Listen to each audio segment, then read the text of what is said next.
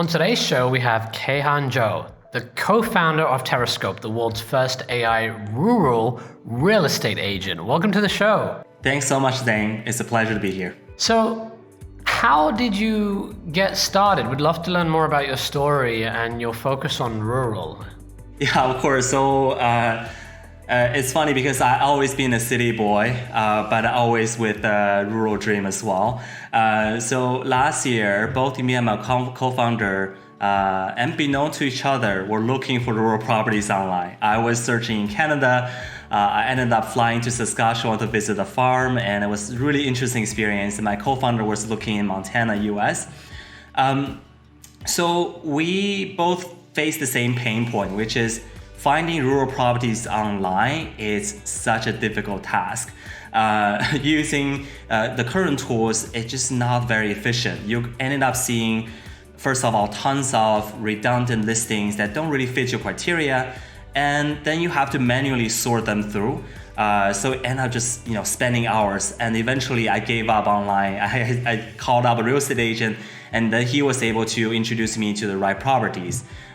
So that was the inspiration basically behind moving the real estate agent experience to an online platform and to understand users' preference more deeply so we can make better recommendations. What is it about this dream? Everyone wants to be back in nature and for some reason wants to leave the concrete jungles. I mean, assuming you live in one.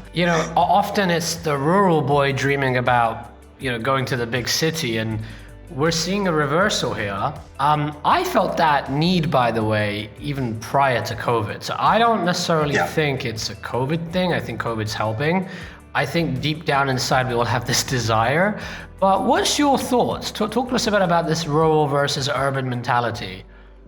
Yeah, actually, that's a great question because last year, obviously, everyone was having this dream of owning a ranch. It's this kind of revival of the romanticism of the rural lifestyle. And part of it was to look for the escape, right, outside of your apartment when you're cooped up during quarantine. So the media pick up on that, and they spin the story to be like, oh, because of COVID, people are looking for rural properties. But like you said, exactly, when you look at the phenomena more closely, you can see that even in the past decade, the rural property market has been booming, both in terms of the number of deals that go through every year and the price action, right? So there's something going on about in the market that's pushing people to search outside of their comfort zones. And the way we have observed it is that it comes from a couple of different sources. One is that the urban living isn't really satisfying people's need anymore. With the unsustainable housing price, a lot of people really cannot afford the space they need. So ended up a big family crammed into a small apartment. And the pollution as well as the crime rate are really pushing people to think, okay, do I really need to be in the city anymore? So that is what's happening in the past decade. People are kind of looking outside of their city, thinking outside the box to find properties that can cater to their growing family or their aspiration of having organic vegetables, having an organic vegetable garden. But what's really interesting about COVID is that even though it's a catalyst, but the impact in our mind is really irreversible. So what happened with COVID is that it popularized remote work. Obviously, you and I are working from home, and as a lot of people are doing right now. And originally we thought once the offices are open, people can rush back. But unfortunately, that's not the case. People are still working remotely, and many companies are actually allowing their employees to work from home indefinitely, right? So what this does is that it essentially decoupling the place people live from their workplace, right? Before it's like, okay, if I want to work in tech, I have to be in San Francisco. I need to live there so I can be close to my company. But because of this separation, because of the remote work option, people can still pursue their career while living in Montana, right? So a lot of people we've seen is that they're doing is before they want to go fly fishing in Alaska once a year, but now they can live there full time and still do their job very well. So this decoupling is, in our mind, the most important factor that's going to continue to drive a booming market for the rural real estate for the years and decades to come. Now, how do you define rural and urban? Where is the line drawn? What's your definition?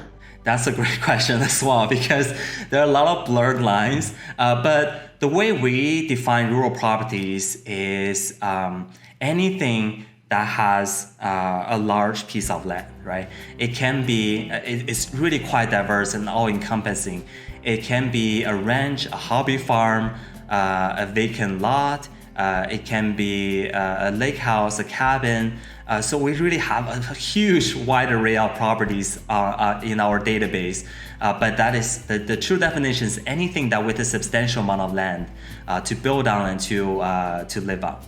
Yeah, and going back to this trend and talking about COVID especially, some interesting stats to share here. The housing supply in rural areas is down 44%, and that was as of January. And at the same time, in urban areas, it was only down 16.9%. So there is clearly a shortage of homes. And obviously, supply demand, what happens there? Shortage of homes mean prices goes up, and prices are up 16% year over year as of January 2021. I don't have the latest stats at my fingertips, but is this trend sustainable? Do you feel that this will this might reverse as, and this is a big if, right? Not even as, but more if some companies start to mandate workers come back to the office, and people perhaps get disillusioned with the lack of amenities and the reality of living a rural lifestyle as people come flooding back to urban areas. And of course, I'm exaggerating here, right? It doesn't happen overnight like that. But is there a threat there'll be a reversal of this trend? What's your thoughts on the asset class overall? Yeah, so we are very bullish on rural properties because it's really not predicated, the growth is not predicated on just remote work, right? Like we said, even before COVID, the asset class had been performing really, really well. But that's a great question because I think, on the back of this resistance to go back to the office is this urge to find meaning or find more freedom in their lives, right? The reason companies are not mandating that is that people don't want to go back. But let's say if companies coming on the employees very hard and be like, you have to come back to the office, the other phenomenon we're seeing this year is this great resignation, right? People are looking for meaning. Yeah.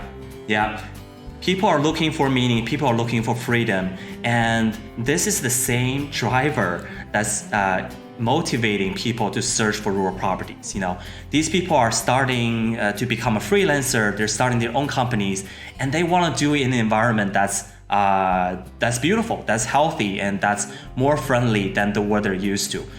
So I think the combination of multiple factors, but it's all really driven by this generation's pursuit of meaning, pursuit of freedom.